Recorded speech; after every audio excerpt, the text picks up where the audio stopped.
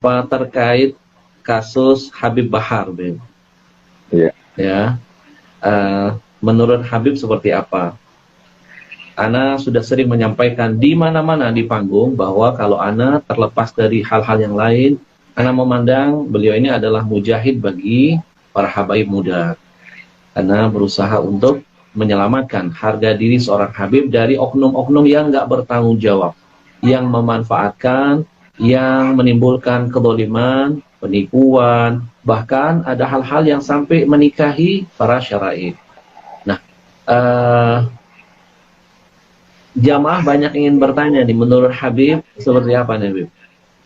Ya, jadi begini, kita harus jangan melawan atau menentang kepada alam. Ya, sistem alam itu adalah sistem yang berlaku sepanjang masa. Artinya ada siang, ada malam, ada laki, ada perempuan, ada lembut, ada keras, ya, ada hak, ada batil, ada haram, ada halal, ada putih, ada hitam. Nah, itu sudah sesuatu yang menjadi alami, ya, sunatullah di atas bumi ini. Gitu. Oleh karena itu sifat manusia itu berbeda-beda.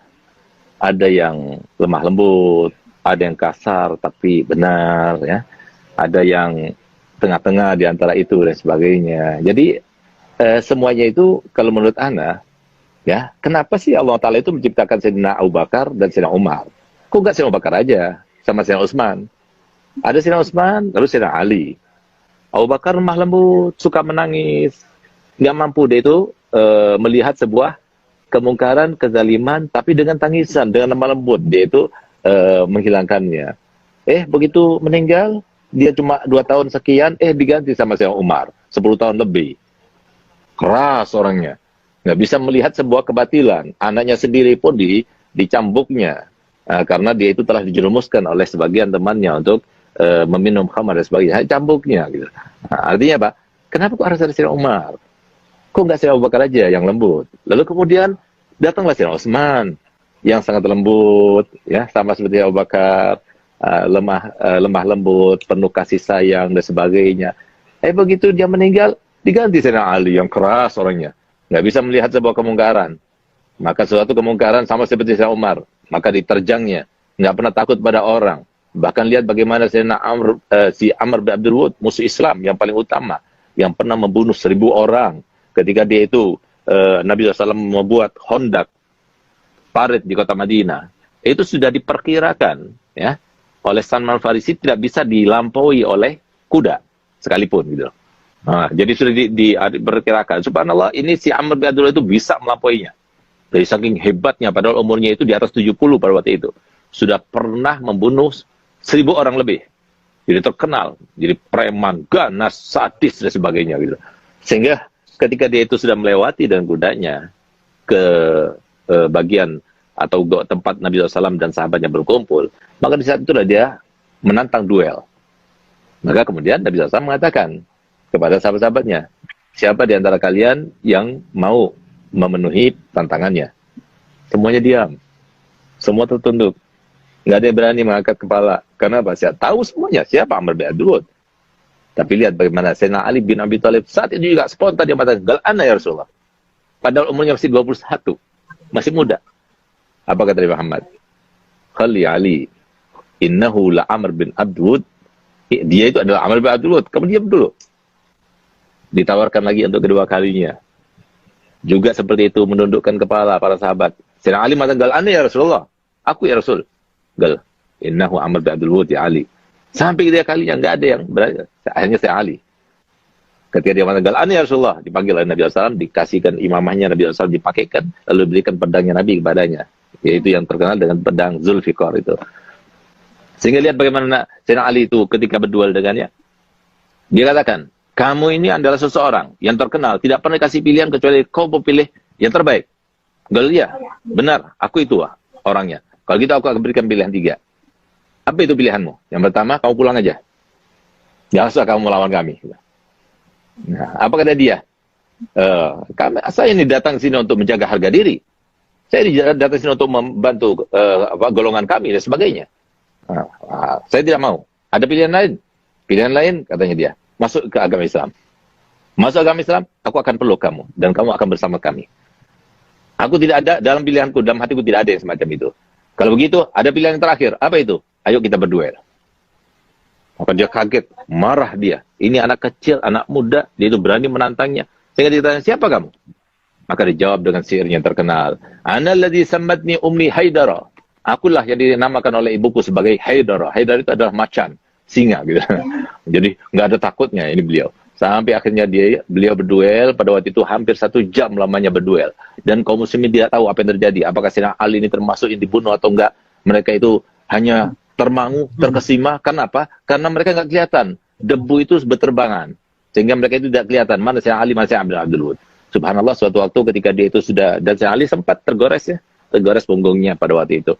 Nah, pada waktu Sayyidina Ali mempunyai kesempatan, maka kemudian ditebasnya kakinya sehingga dia tersungkur ke bawah. Ketika dia bangun, maka ketika mengambil pedangnya, ditebas oleh Sayyidina Ali dan tepat di tengah kepalanya dan menjadi 2 badannya. Itulah Sayyidina Ali. Sehingga Sayyidina Ali kemudian bertakbir, Allahu Akbar. Begitu dikatakan Allahu Akbar, semua kaum muslim mengatakan Allahu Akbar. Dan subhanallah, begitu debu itu sudah mulai ke bawah dan mulai tampak penglihatan pandangan, ternyata Sayyidina Ali yang memegang kepalanya si Amr bin Abdul pada Nabi Muhammad SAW. Nah ini berani, jadi pemberani luar biasa gitu, tapi keras. Jangan sampai ada sebuah kezaliman di depannya Sayyidina Ali bin Abi Thalib. Kenapa harus ada Sayyidina Ali bin Abi Thalib? Kenapa harus ada Sayyidina Umar bin Khattab? Jadi memang ada orang yang harus itu keras. Jadi di Indonesia ini cukup kita ambil sejarah. Mohon maaf ya, kita ini orang Indonesia juga ya. Alhamdulillah saya ini dari segala macam dinasti saya ada. Ibu saya, Hubabah Khadijah binti Habib Muhammad Hinduan. Ibunya itu orang Madura. Masih keluarga Kiai As'ad. Ya, Kiai As'ad yang sekarang ini anaknya itu Kiai Khalil, yang ada di situ Bondo. Itu masih saudaranya mbah kita. Dan keluarga dari ayah saya itu juga ada yang Raden dari kerajaan Sumenep. Jadi Mahfud MD itu kan dia itu RB. Kita juga RB. Kita masih keluarga kesultanan gitu.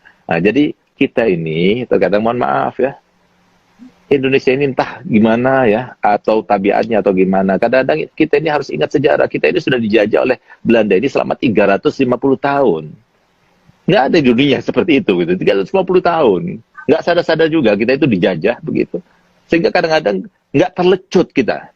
Nggak sadar-sadar kecuali dengan kekerasan. Ya mungkin Allah Ta'ala mengirim seperti Habib Rizik ya, seperti Habib Bahar, yaitu supaya untuk melecut kita. Kalau nggak ada mereka, siapa yang berani? Coba buktinya, mana yang bisa menandingi Habib Bahar ataupun Habib Rizik bin Syihab yang selain Habaib? Mana di antara mereka? Nggak ada yang berani. Nah itu salah satu rahmat. Kalau nggak ada mereka, tambah parah lagi Indonesia ini, negara ini. Jadi alhamdulillah ada yang seperti itu. Walaupun kita sendiri ya, walaupun Habib Bahar itu ada murid kami ya, dan bahkan sempat saya waktu dia keluar, telepon saya pada sore harinya, dan dia bilang, Beb, saya ini sekarang disambut ratusan ribu orang yang menyambut saya. Ya sebetulnya bukan dia yang memerintahkan mereka untuk menyambut ya, wallahualam, tapi mereka karena cinta kasihnya mereka kepada Habib Bahar, sehingga mereka itu banyak berkumpul ribuan orang, bahkan puluhan ribu orang pada waktu itu. Dan dia katakan, saya sempat berpesan kepada dia, Beb, ente sudah di penjara sekian lama, tolong lebih arif, lebih bijak, berdakwalah dengan siasat, gitu ya. Nah, tapi nggak bisa dipaksakan Habib Ahmad. Ana sama antum mungkin sama ya. Dakwanya caranya lemah lembut gitu. Ada orang yang nggak bisa. Dia tuh nggak tahan. Melihat sebuah kemungkaran itu tidak tahan. Melihat sebuah kezaliman itu tidak tahan. Dan insya Allah yang lemah lembut pun di antara ulama juga seperti itu. Cuma caranya beda. Kita merangkul. Tapi ada yang memukul. Gitu. Kalau nggak ada yang memukul, semua merangkul, kita jadi babu terus. Jadi artinya perjuangan orang ulama yang keras ini, yang dikatakan Nabi SAW, afdhul jihad kalimatu haqqin urida biha batil. Jadi sebaik-baik jihad itu adalah sebuah kalimat yang benar yang diutarakan di depan raja yang zalim gitu ya.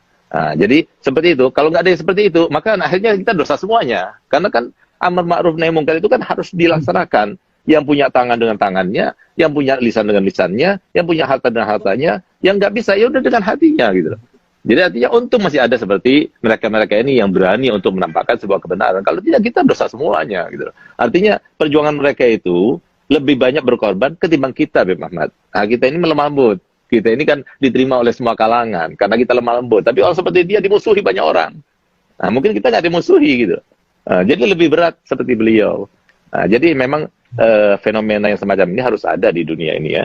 Jadi harus ada. Oleh karenanya di dalam pendidikan itu nggak boleh dengan cara lembut. Salah itu dengan cara lembut. Harus ada kekerasan juga. Karena apa? Setan itu satu-satunya takutnya itu dengan kekerasan.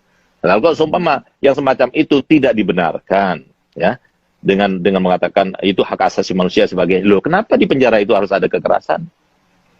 Kenapa harus ada, ketika investigasi itu harus ada kekerasan? Kalau memang tidak boleh. Nah, ini kan juga untuk membenarkan, untuk meluruskan, untuk menjadikan orang itu baik kembali, pembinaan katanya di penjara pembinaan. Nah, ini kan juga pembinaan anak kita.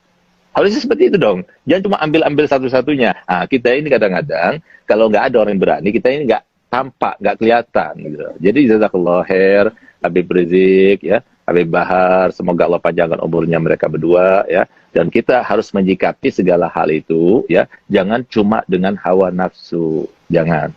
Nah, tapi kita sebagai Habib kita sudah sadar. Karena apa? Sebagaimana katakan Habib Abdullah bin Umar bin Yahya, al-habaib fi kulli waqt mabghud wa mahbub.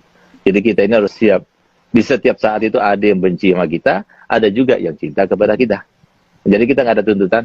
Tuntutan kita cuma satu, Allah ridho, Rasulullah bangga dan senang dengan cucunya. Ya. Masya Allah Habib. Baik teman-teman, kalau boleh menyimpulkan nasihat yang luar biasa dari Habib kita, bahwa ada saatnya kita memang boleh lembut, ada saatnya kita memang boleh keras.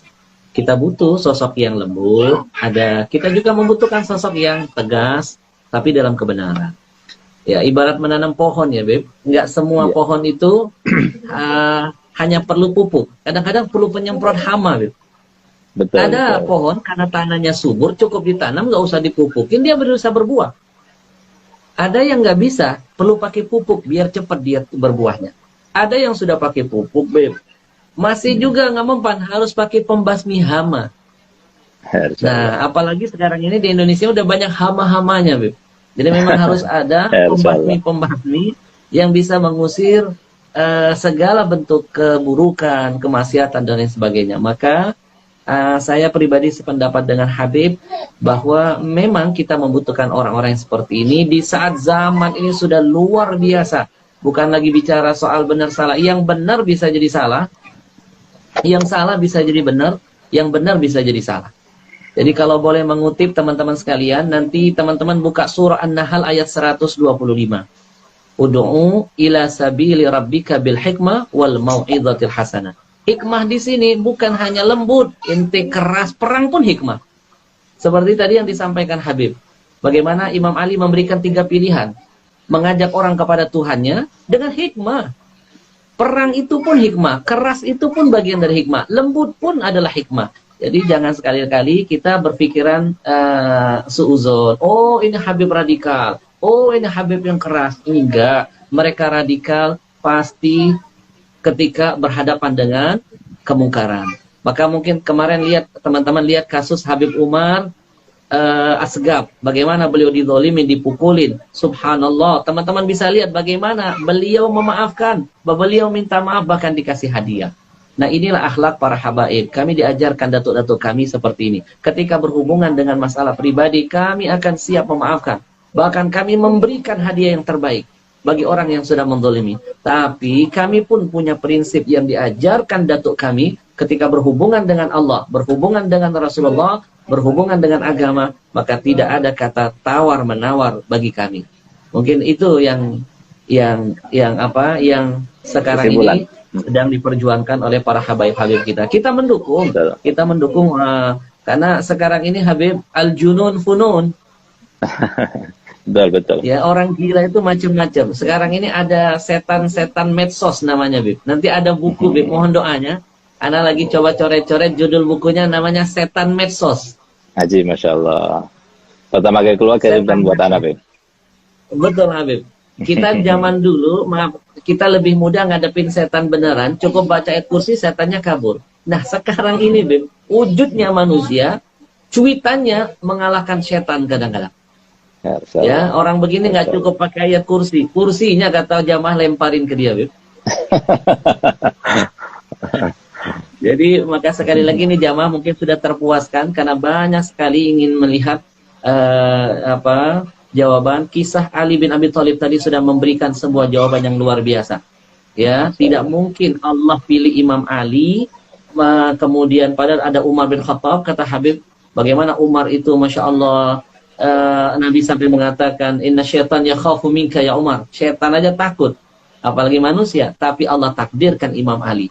Jadi sekali lagi kalau ada Habib yang keras, tegas, bukan radikal, memang titisan darah dari dulu itu sudah diajarkan dan ditakdirkan Allah tidak pernah mau menerima kemungkaran di depan mata, tidak akan pernah diam. Kita doakan Habib Bahar, mudah-mudahan makomnya terus dinaikkan oleh Allah, segala bentuk kezaliman, ketidakadilan yang beliau rasakan menjadi asbab turunnya karamah berkah insyaallah buat beliau.